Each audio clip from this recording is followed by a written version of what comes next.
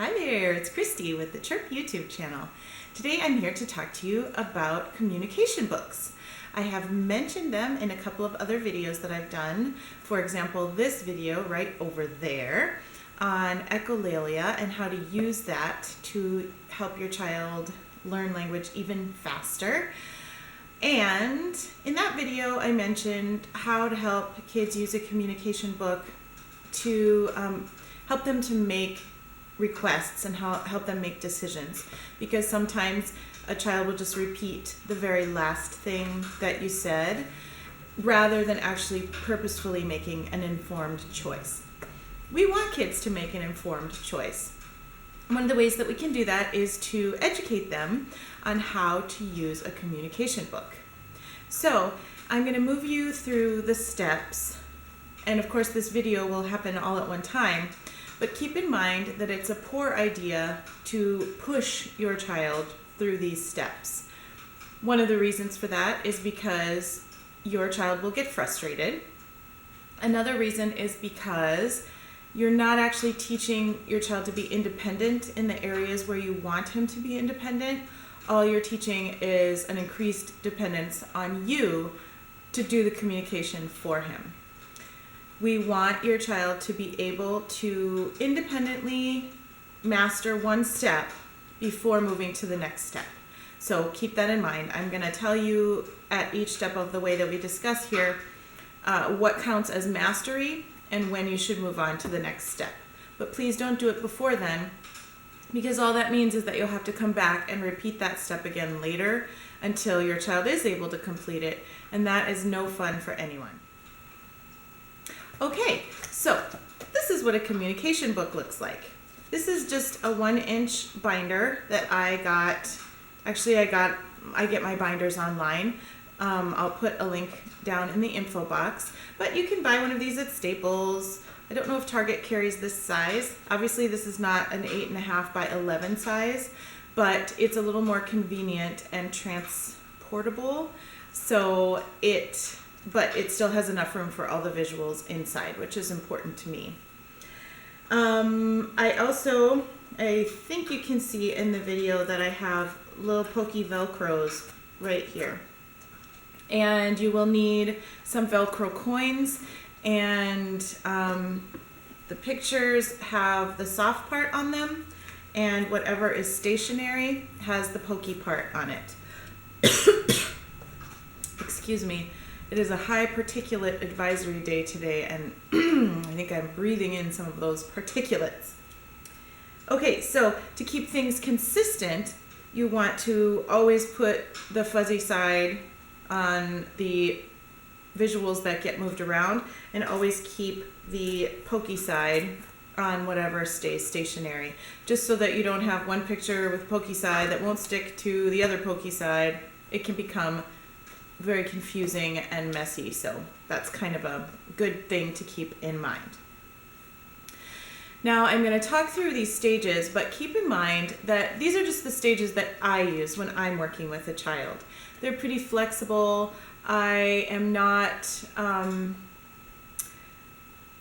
really strict about any of the stages, even though I don't move a child to the next stage before I believe that he has mastered the stage before. What I mean by not strict is I mean that it does depend on the day. Sometimes your child on Tuesday is able to request using a full sentence, and on Wednesday, for whatever reason, he just cannot manage it. He's totally getting over frustrated, and maybe we move back to requesting with just one word. And so we try to be a little bit fluid when it comes to the requirements that we place upon a child, because we don't want the kid to get to a point where requesting is so frustrating that he would rather just not have the item that he wants. Additionally, there are programs where you can learn different sort of trademarked patterns and strategies of using visuals to help people request.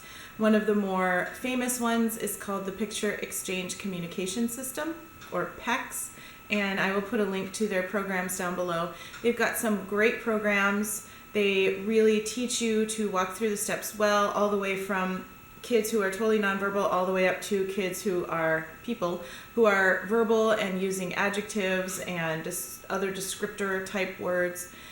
But in this video, I'm going to give you a very pared down sort of plan so that if you don't have professionals around, if you don't have access to some of that information, that you can use this in your home, and hopefully it will also be used in your child's school to help the students learn better and learn in a way that's more appropriate for their learning style. Okay, so on the inside of the book, I have a page. As we go on, you will see that pages can be added as your child learns how to use this book successfully. And right now, because we're at the first stage, I just have one thing in there: bubbles. Because that is my child's favorite activity. So right now, as we're learning this, I know that my child wants to play bubbles. So I put the bubbles in the book. When my child starts doing whatever it is that he does to communicate to me that he wants bubbles, it could be doing a little dance, it could be reaching for the bubbles cabinet, it could be miming, blowing bubbles, or whatever it is. I'm going to make sure that this book is always on hand, and I'm going to help the child. This is going to be hard. I have to help myself hand over hand. So I'm going to hold the child's hand, pull off the bubbles, and hand it to myself and say, bubbles! Okay, let's play bubbles. So what you're doing is you're helping the child to grab off the picture and hand it to you. It does help if you have another adult around who can help your child with the grabbing and the handing, because sometimes it can become a little bit awkward, but I do it all the time by myself and it's not a big deal. So this stage is, there's one item in the book. Your child's job is to grab the picture and hand it to you. Your child is not trying to distinguish this picture from another picture. Your child is not trying to say any words at this point if he is not verbal. All he is doing is grabbing the picture and handing it to you. And you're the one who's pretty much told him what he's asking for because you only provided this one thing. So in this case, you need to be especially careful. And usually you parents know quite well, and teachers also, what the child actually wants, because he already has some other way of communicating that to you. It's just not a very useful way, because very few people understand it but you, and we want him to be getting verbal at some point. This program of using visuals in combination with an adult model has been shown to be very successful at helping kids to become verbal and to become much better communicators, even if they don't become verbal. So that's one of the reasons why I use it. It's low tech, it's cheap, it's super effective, kids really take to it quickly, and it's portable. So it doesn't even need to be plugged in and charged at night. It's amazing. Okay, so your child reaches mastery on this step when he takes off the picture independently and hands it to you. This could take 10 minutes or it could take 10 weeks. We don't know. It depends on how good the child's underlying communication structures are in his brain. But once he does that, we're going to move to the next step, which is 2 pictures in the book. Be careful that you don't always have the balloons here and always have the bubbles here. So when you request one time, maybe we put them right there. We want your child to not pick pictures based on their location, but based on actually looking at the pictures. We need, in this step, he needs to be able to differentiate between the balloons and the bubbles. That's the goal of this step. He wants balloons. So you're going to help him. You're going to go bubbles, balloons, bubbles, balloons, and hold out your hand. And your child should investigate. Holy cow, I have 2 choices now instead of just one.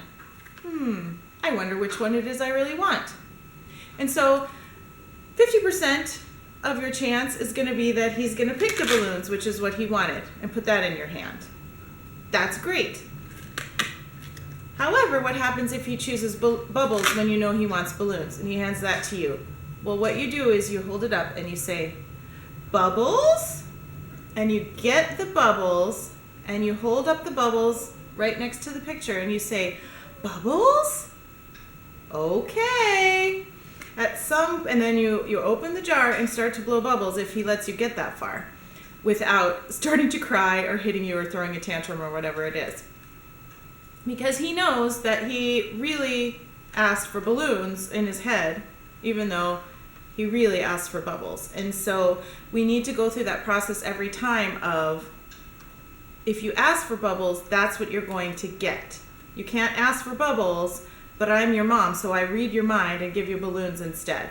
That is not teaching effective communication. And that is what we are trying to teach with this process. So if he asks for bubbles, but you know he really wants balloons, go through that little bubbles, okay. When he starts to throw his little fit to show displeasure that you didn't understand him, you go, oh, I changed my mind. Balloons, please. So you offer him a way to correct the misspeaking, the miscommunication that occurred there. You offer him a nice phrase that he can use every time he communicates the wrong thing. And that's, you kind of just model it for him. So like I did that right there, I changed my mind. Balloons, please. Your child is successful at this stage when you know that he is asking, taking off the picture and handing it to you of what he really wants. There aren't any meltdowns anymore because of miscommunications. It's all accurate because he is actually telling you what he really wants, and you are understanding it. It works out really great when it works. Step number 3 is when you add another picture. Up until now, there has been no requirement for your child to use a sentence or to start to be verbal or anything like that. On step 3, this is where I work on the child actually starting to form sounds, or at least starting to form appropriate shapes with his mouth that would produce the sounds. So for example, in this case, I added some gears and we still have the bubbles and the balloons. So at this point, when my child, usually differentiating between 3 pictures in a field is not that much more difficult than just differentiating between 2. So the burden of that load is very low moving from step 2 to step 3. The difficulty with step 3 is that now we're going to be sort of expecting some sort of verbal communication in addition to just picking pictures. There is a certain subset of kids who don't become verbal. I'm hoping that's not your child. It's not most children, but there is a certain subset who have such difficulties with verbal communication that it never comes easily for them, and some of them don't learn to speak.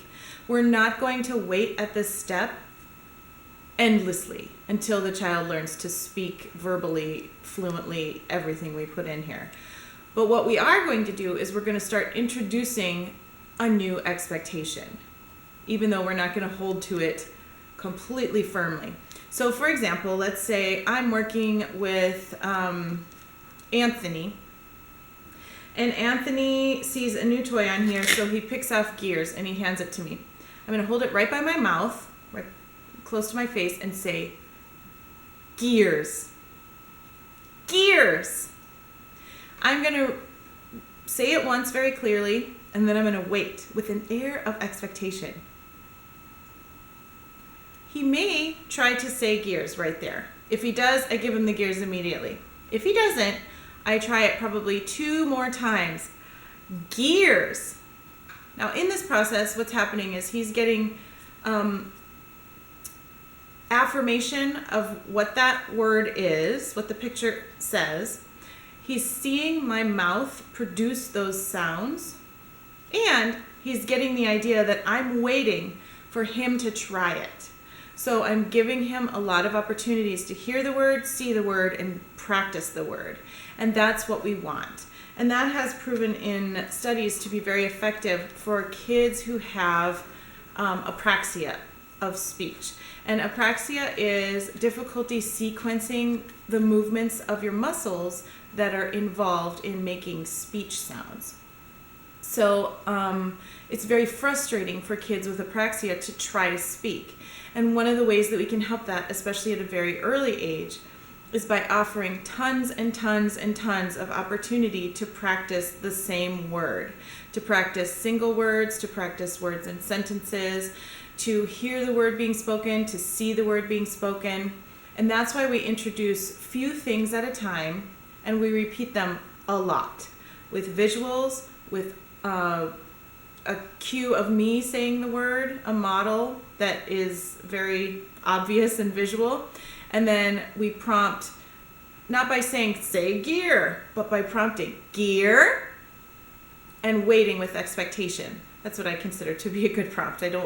It's not very useful when you say gear, say it again, say it again. It's not motivating, it's not fun, and it really turns kids off. And that is what we do not want whenever we're doing any treatment that is play-based and relationship-driven. So the goal of step number 3 is to get some sort of sounds to come out or some sort of shapes to come out of your child's oral cavity. And then we move on to step number 4, which is adding craziness, a sentence strip. So the reason why I had Velcro on the front is because now at step 4 I'm going to add the I want and the please. And you can see that once again I'm using this defective I want that doesn't actually say want, but most of my students can't actually read, so that's okay. Most of them are just looking at this picture, and eventually I will replace it. This is just the book that I use for my illustration, my tutorial videos, so I don't usually use it too much in my classroom, which is probably good because then I would need to fix it. Anyway, it says I want and please. Now we're going to change the expectation yet again that your child will take out the picture of what he wants, put it in the middle, and point to each of the 3 visual reminders of the words. At this point, hopefully your child is practicing lots of verbal sounds if he's not completely verbal. And you will model these for him. He might say it along with you. After a little while, he might start going ah, ah, and trying to make the initial sound of each of the words. Usually what happens with me when I work with a nonverbal child and we work through this process, usually what they'll say, they don't usually say this one right away. They'll usually go, buh, bees. And that is what comes out for them because those are easy sounds to make. You'll notice buh, you can see it. And ease is a really nice, vowels are easier than consonants for our kids with motor difficulties. And so usually that's what I hear first, especially from kids with apraxia. And I'm really excited by those sounds at this stage. So yay, I get these things out for the kids right away. Eventually we're hoping to get I want, bubbles, please. And eventually, usually we do. It just takes a while. From this point on, your steps are all going to be working on adding pictures to your inside and becoming more and more able to use the verbal words that of the things you want, as well as the carrier sentence right here.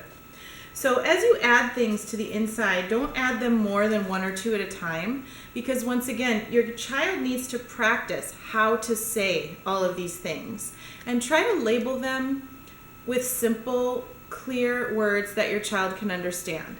This game is called Pop-Up Pirate.